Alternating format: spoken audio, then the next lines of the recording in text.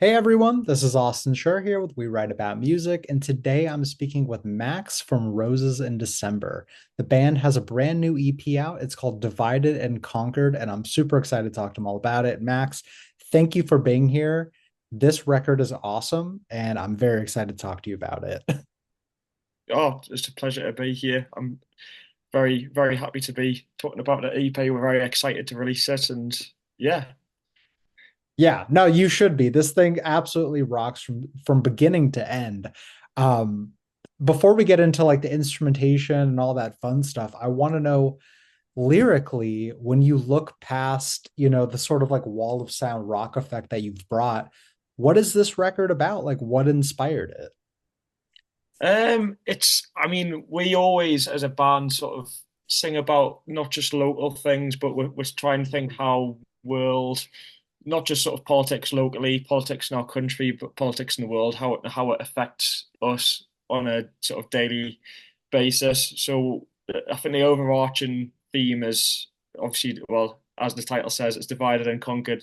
It's about how we live in a very divided and conquered world, and but each sort of specific song is sort of a sub theme of that, how it affects us as people on in an individual basis. Um, but also not just sort of us as well. It's sort of topics in the news, like the first track on the EP, Battleship Boomer. That's more about how migrations sort of it's a main topic in politics, and I think it's over what's the word? It's talked about a lot more than it actually is. Its importance is worth in politics. I think there's a lot in politics, and it's Sure. weird how migrations always seems to be the main topic of politics, despite there being many, many other things that could be focused on, which could improve people's lives. So that was our sort of that was sort of lyrically that was written around the UK general election in 2024. Um, and I think it was our frustrations really with how all parties from across the political spectrum were vilifying migrants. And in our opinion, it was almost done in a racist way, and we saw an increase of hate crime in the UK because of the way the way it was politicized migration. And yeah, it was just our we were just sort of furious how much the whole general election focused on migration, and how much it impacts people really, because it Yeah. affects the whole population. Like it's they who consume media sort of every day, consume the news. It changes people's perception, and that's why in our opinion, we saw an increase in hate crime. We saw an increase in sort of racist ideologies, extremist politics. So yeah, and well, so that was the first one. But as over the course of the evening, yeah, it's all heavy. It's all heavy Yeah, well, I mean, stuff. listen, like obviously, knowing now that the record is so political, it's political within your bubble. You're in the UK and I'm in Yeah, the US, but literally everything you've just said could be applied to our politics as well. You know what I'm saying? yeah, Like, not to generalize the record, but I think that anyone that listens, this record sort of has a global reach about it. If you listen to the mhm, words, people who listen to you, they may not know where you're from. They may have no idea who you are, but the song might come across their headphones. And if they can apply those themes, like, oh, this is happening here, I can actually relate with this. Like, it kind of just shows where the world is at the moment. yeah, yeah, exactly. I think they're all sort of symptoms of late stage capitalist sort of neoliberalism, Yes, and fully it's agree. just yeah, it's global now, so it's everywhere. It's the US, it's the UK, it's Australia, Yeah, it's a lot of even like sort of countries that you'd sort of class as sort of left leaning countries in Europe. It's happening there. It's happening in Sweden, Poland, Netherlands. So yeah, it's all encompassing. yeah, it's never ending. Look, honestly, we could talk about the meaning behind this record for hours, I bet. But Yeah, there's so yeah. much to get to, not to cut you off. No, no. The thing, okay, so obviously I listen to music all day long, like so many other people. Um, but especially the EP and album formats. And the the hardest thing for I think any artist to do is to suck you in. You know what I mean? Like anyone can Yeah, have a single that's catchy, but to have a record that immediately grabs you is very difficult. That yeah, opening riff on this EP is like a shockwave to the senses. Like it's absolutely killer. And it blends into the second song as well, which is amazing too. What I want to not I know that okay, a compliment for sure, but as far as like the recording and like the blueprint of this record, how did you figure that out, I suppose? Um, for me, I know what you say. It's hard to get that pull for the listener. And I'm such a music snob. I don't like to say it because there's so much No, brilliant music out there, but like it's it not a takes a bad lot for thing. music I'm the like same. to really impress me. Yeah. So I always feel like the music that really always catches my attention and has a like emotional attachment to it. And I think when trying to create your own art, it needs to have that real personal, emotional sort of touch to it. Yeah. And I really tried to capture mania in that in that sort of open Yes. way.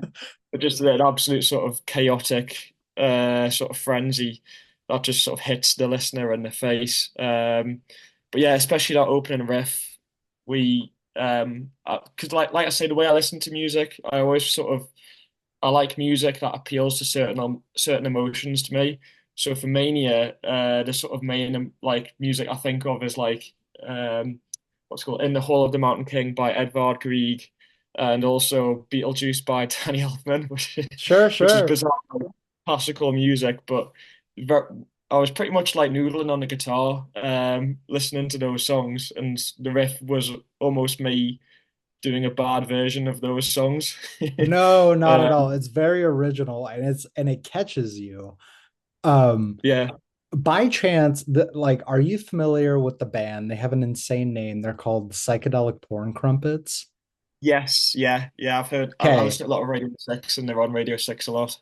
Okay. Yeah. One of my favorite bands, and they are an incredible live band as well.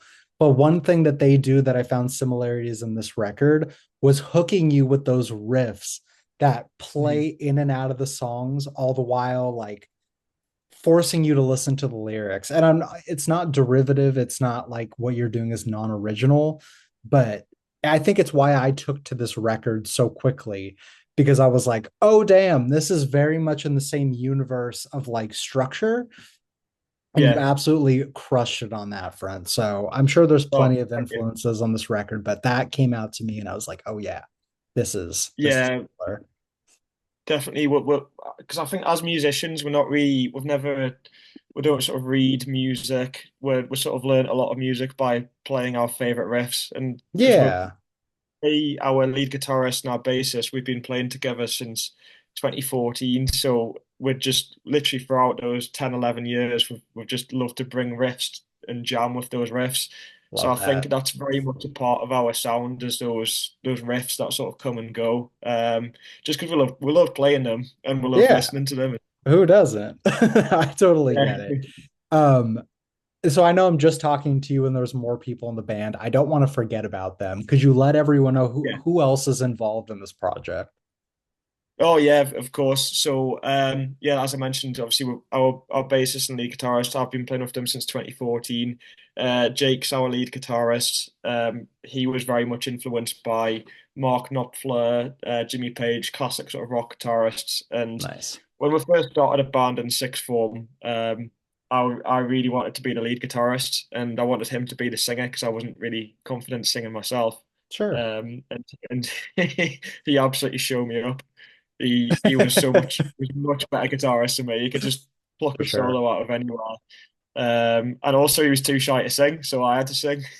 So I All never right. really wanted to sing, but hey ho, I guess I'm the singer. And then our bassist, we hired him in 2014. We were just starting university, and we realized we were trying to like swap bass, me and Jake, and we realized it wasn't working. So we put a message in our like a Facebook group and saying we're looking for a bassist that likes Muse. We're just passing over our Nice. love for Muse Yeah, pretty much.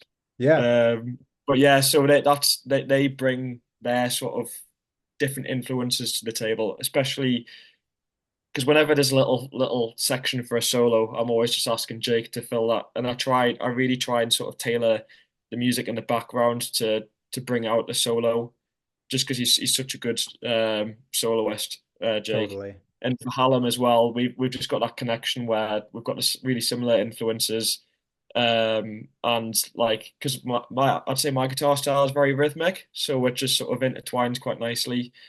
But his Hallam's bass tones are fantastic, so he adds a lot to our records in terms of his bass Awesome, tones. man. Our old drummer Joe, he's just left recently, but he's a Okay, session drummer, and he's very much from a sort of a prog rock sort of background, prog metal as well, and you can definitely hear that sort of prog element in the style, totally. which is why I don't really class ourselves just as post-punk because we've definitely got a blend of prog in there. I don't think we're technical enough to fully be prog band, but Yeah, well, there's not definitely those yeah. influences. I was gonna say, I'm actually really glad that you brought that up because I wanted to know. I feel like classifying music, especially genres nowadays, is so difficult. Mhm. And obviously this is rock music, but there's like 1,000 different subgenres of what rock can be. How are you explaining the type of music that you make to people? Like if no one had ever heard you before, like, oh, we make this. Yeah, I always say nowadays proggy post-punk, which is a bit of a Yeah. alliteration, nice alliteration, but I'd say that sort of sums it up quite nicely. It's a modern take of both punk and prog, but it's a weird because I think proggy punk's a bit of a juxtaposition because punk sort of the elements of punk are quite like bar chords and I mean not all punk's Yeah, obviously acoustic, and then prog's obviously has elements of jazz and very sure. technical sort of music. So, but I think that's us. It sums us up. We're a bit of a juxtaposition anyway. So Yeah, no, no, you're not wrong. And there's no right answer, to be honest. I think the goal at the end of the day is to be original, to make fresh sounding music. And sometimes that doesn't adhere to what people think is like rock music or punk or pop or whatever it is. You're carving your own lane while keeping your influences, which is so incredibly difficult to do. And I think it's kind of up to people who listen to be like, this is what it is. It's not always your job. Your job is to make the music and make it sound good.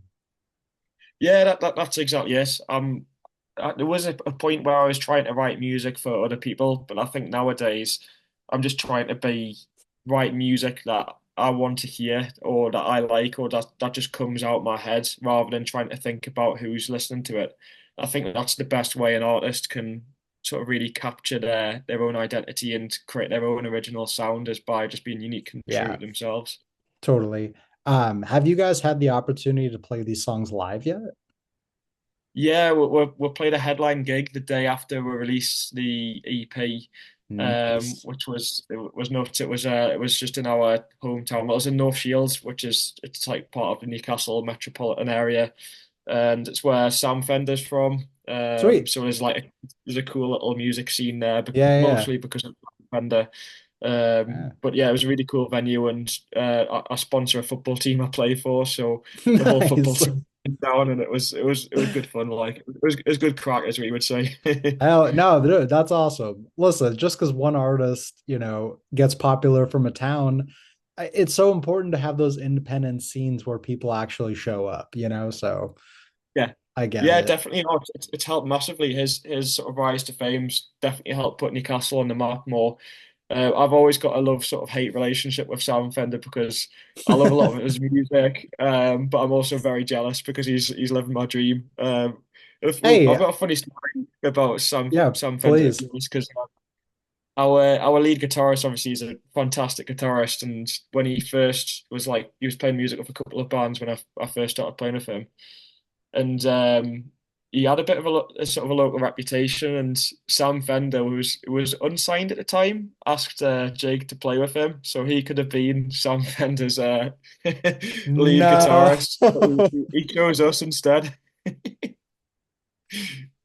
which you You never can't hold call it a against. mistake. It's not a mistake because you never would have known. And now Yeah, you've yeah, made this music, and that's all that yeah. matters at the end of the day.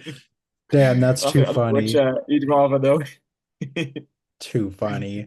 I want to talk a little bit about the production as well, because Yeah, for anyone that listens to this record, this isn't a record that you should play off your laptop speakers or through your phone. Like, this requires headphones and like an actual yeah, focused listen, because I found that the sound in this EP was so not necessarily dense, but there's all these little subtleties flowing through that just like I don't know, they make it pop in such a way which again makes it feel original. What was that production process like? Like who all was involved? yeah. It was a bit of a nuts process because we normally try and go to a recording really prepared and have demos which we can sort of Yeah, record the music on top of the demos. But this time, I really wanted to capture that sort of rawness and manic sound, so we didn't go with any template. We just came after practicing the song so many times. Which sure. the producer was Sam Grant, who's the guitarist, and he does a lot of the songwriting for Pigs Time 7. Awesome. And he's got a really cool studio in Newcastle called Blank Studios. And it was the second time we've worked with him. But I felt sorry for him because I could just see like how overwhelmed he was going to be when we just came and we're like, right, we're going to record these songs. We're going to record them in this many days. Let's get cracking. I mean, We managed it's better to be somehow. prepared than not. Yeah, yeah. That's it. I can't imagine how So many bands show up and they're like, "All right, so what should we do now?" Like yeah. you're paying for the studio time. Like you can't just show up and figure it out. Yeah, yeah, that's it. Without so at least that the songs were we knew exactly how we wanted the songs to be. We just didn't have that template to follow, which we normally like to. But I think you've got to sort of push yourself to as artists to push yourself out of the comfort zone, especially Totally. when what we're trying to capture in this EP. So, but it was very once we got started, it was very sort of formulaic, getting the drums down, the bass, the guitar all the stupid sound effects after that, and then the vocals after that. Yeah, But with Sam loves to separate the drum kit and the cymbals. So we first recorded the drum kit, and then we recorded the cymbals after that. And I know some producers like to sort of have that keep the sort of momentum of the drummer. So there's yeah, but Sam really likes to just try and make sure there's no bleeding of the cymbals onto the drum kit mix.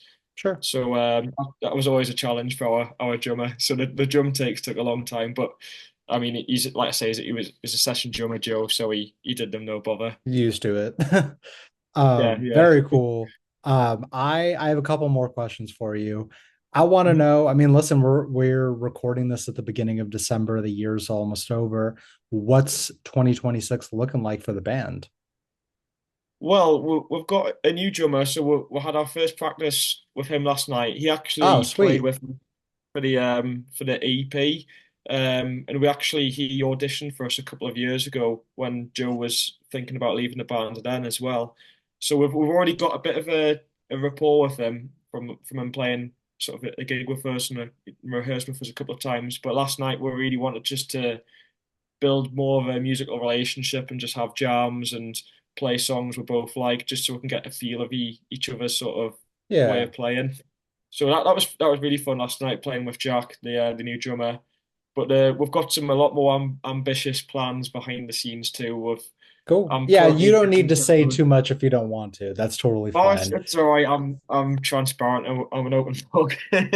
So yeah, I'm writing demos at the minute. We've got plans to record an album next year. So that's what we're working towards at the minute. Sweet. The majority of 2025, we've been working on it too. I always thought it would be a lot quicker and easier, but just getting the demos down and you don't realize how long it takes to get the demos down. So it's been a long Right. process, and it'll be another couple of months before those demos are ready. Yeah, But man. we're, It's we're, also the fun we're part, you know? You're yeah, making new yeah, music and you're experimenting. Yeah, that's exactly it. It's my favorite part of music is easily the writing, the putting stuff down. And Awesome. we've already recorded one of the songs with Thomas Mitchener down in Broadfield Studios. So that one song's gonna act as a template for the rest of the album, Nice. and we're hoping to work with him for the rest of the album. So we need to get the demo sorted. We'll get it penciled in. We'll get that recording. Hopefully, we'll release it in 2026, if not early Yeah, 2027. man. But No rush. you Take know, your time. yeah, that's it. Cool.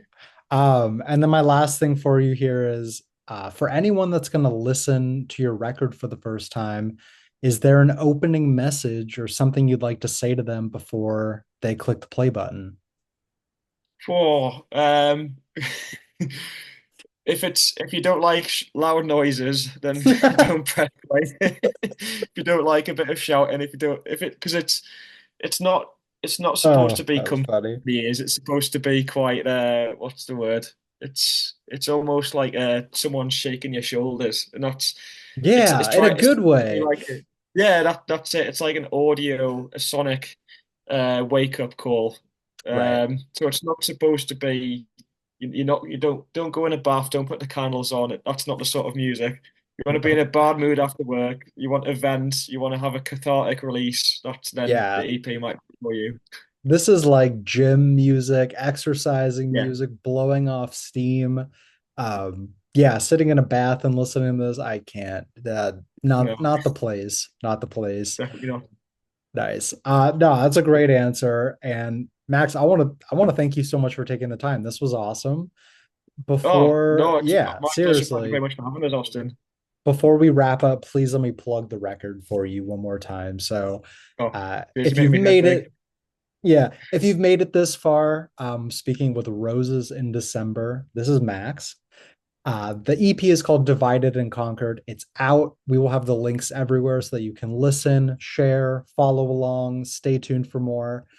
I'm excited, man. Like I told you, this record hit me like a freight train. I love it. I'm not just saying that because I'm talking to you, and I can't wait for more music whenever it comes. Take your time. Oh, thank you so much. You're very Like I said, welcome. you're on my head, massive. No, man, you deserve it. This is a great album. Um, well, listen, again, thank you so much for your time. Have a great rest of your day, and I hope to speak soon. Yeah, likewise. Obviously, it's early in where you are, so Yeah, enjoy the day's rest just of your starting, day. but you're just ending it. But already the Yeah. highlight of my day by far. Oh, thank you. Likewise. Awesome. All right, I'll talk to you later. See ya. Thanks very much, Austin. Cheers. Yeah.